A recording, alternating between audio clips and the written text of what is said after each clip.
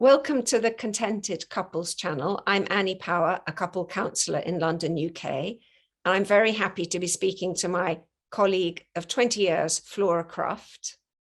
Hi. In an earlier conversation, we looked at the impact of the baby as it lands in the couple, the impact on the couple relationship. And in this conversation, we're taking that a bit further, thinking more over the decades of the children growing up and how the parents cope with that. And the place I'd like to start is, in our earlier conversation, Flora, you spoke about how much you value it if the couple can feel like a team, as opposed to getting drawn into that competitive thing about who's worked harder.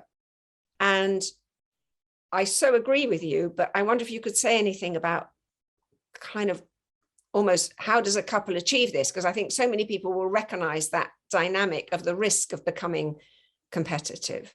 Yes, absolutely. And I think the reality is that it's human to have that element in the couple dynamic when you're exhausted and you're not getting any time to yourself, and you both feel like maybe your needs are not being met by the other because you focus so much on the needs of your baby or babies.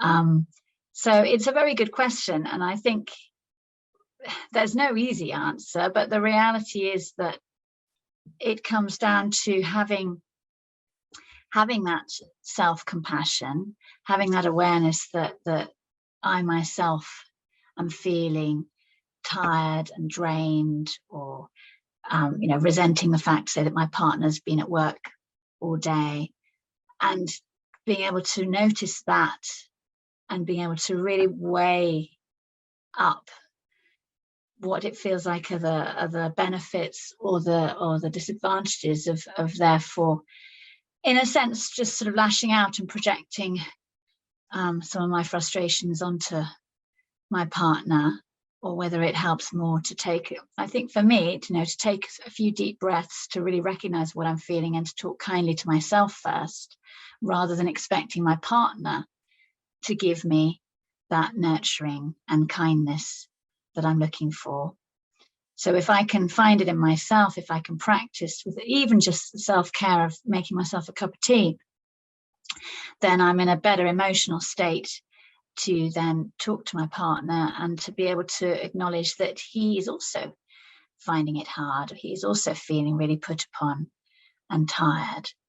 So there's something about centering ourselves before we can even reach out to the other. That centering the self and a few deep breaths, I find it rather poignant, really, that just take a breath has actually been what's been said, I think, over the centuries in all sorts of cultures, because we now discover that taking a few deep breaths through polyvagal theory, we discover that it really does regulate our heart rate and change how much cortisol is in our blood. And yes, it's a great starting point for any encounter.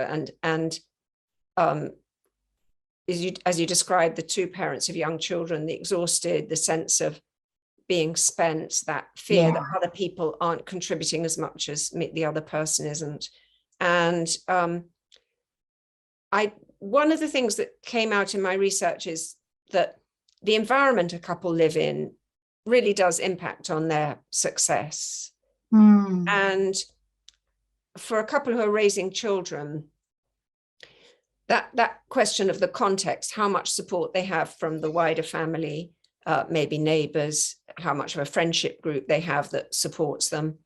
And then, of course, that huge roll of the dice in terms of health, because parents who are confronted with children with health difficulties face something so difficult, or developmental difficulties, such a sense of loss if their child can't develop in the same way as other people's. I think that's a really good point, that support is necessary, and perhaps particularly necessary if you have a situation where there's ill health in the family, or your child needs has special needs extra support. Then it's that, I think the challenge is to support oneself and to recognize that actually it's my responsibility to look after my emotional needs.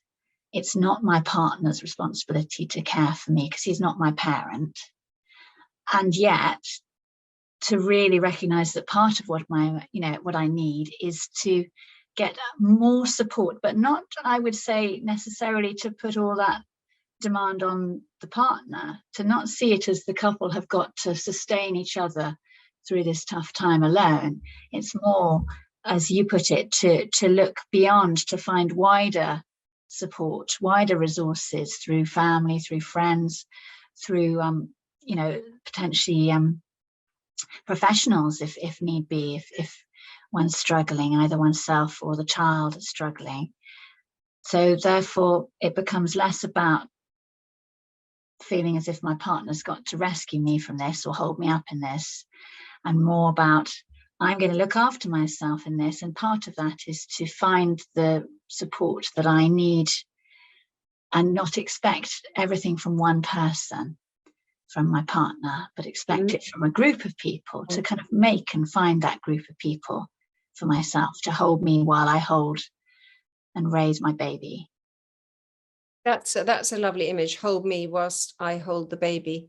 But I also don't want to sort of downplay how important the attachment bond is in providing regulation for the couple. When it's working, if the parents aren't too exhausted, then they're able to be either that source of energy and lift, or that source of calming and grounding. But obviously when they're stressed, then the competitive thing really does risk taking off, and then their attachment styles can come into a sort of spiral, with the one who's seeking proximity as the solution to the trouble, and the one who's really seeking distance as a way to manage their anxiety. And then that's what can escalate and become very embedded, and then a kind of layering of resentment, which can sometimes mean couples come years later to therapy, but really it tracks back to the early years of the children, that transformation went awry and the couple weren't able to find help when they needed it. Yes, that's really important. And of course, that's another, because you spoke earlier about the kind of myths that society gives us. And the one it gives is how happy the young couple are meant to be, because they're so lucky, they are lucky to have a healthy baby or whatever. But they may not be feeling happy. And that may make it difficult to seek help because there can be shame. I think that's very pertinent, that with the idea that we should be being happy and that we should be feeling very fulfilled in our parenting role, then it becomes much more difficult, more shameful to say, actually, I'm failing at this, in the sense that I'm failing to be happy all the time at this, which is a really unnecessary and unhelpful assumption nowadays, that one can be happy or semi-permanently happy within any sphere, parenting or just general life. That's not what living is, to feel happy and content. We can have moments of it, but we have moments of it like any other feeling. So I agree that there's the shame there, potentially, which may stop couples from asking for help.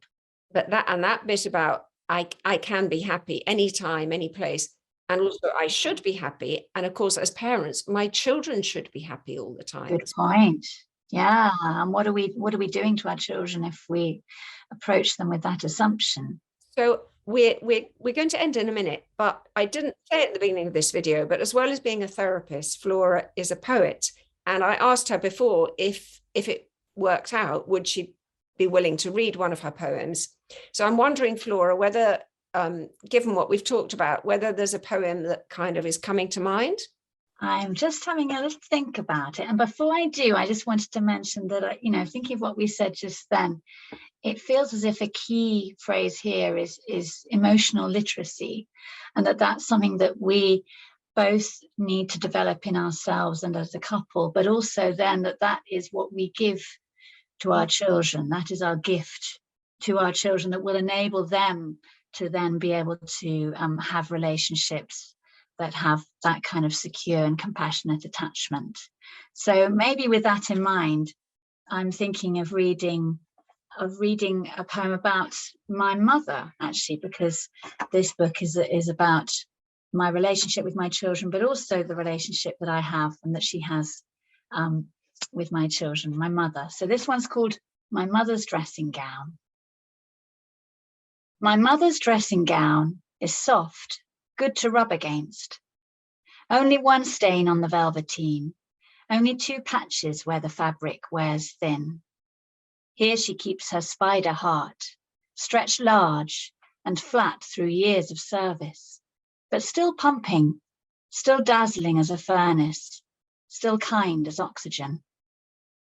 When my children rummage the pockets, they find plasters and Savlon, hairbrushes, enough to fuel a family.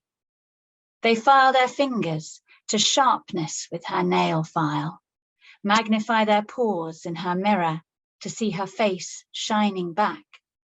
She is their other mother. Wrapped in her gown, my mother grows new blooms on her septuagenarian skin. Skin tags and melanoma crusts, burnt mementos of the sun, some cut off, some she welcomes in. I scan her body for visitors, fear the one to break our web. We are torchbearers at tea time, holding our flames to the children's faces. I learn to mother when I watch her throw fire, the heat enough to singe my brows, the hot soil of her arms, my place to be planted. My place to be planted. That is a wonderful symbol for where we've tried to talk, which is what it is to raise a child in a couple and how the couple cope with their growing child. And one day that child will be the one that has the acorns and the new plants growing. Yeah. So true. Yeah, that's it. Well, thank you so much, Flora. And we'll say goodbye. Good to talk to you. Thank you, Annie. Bye.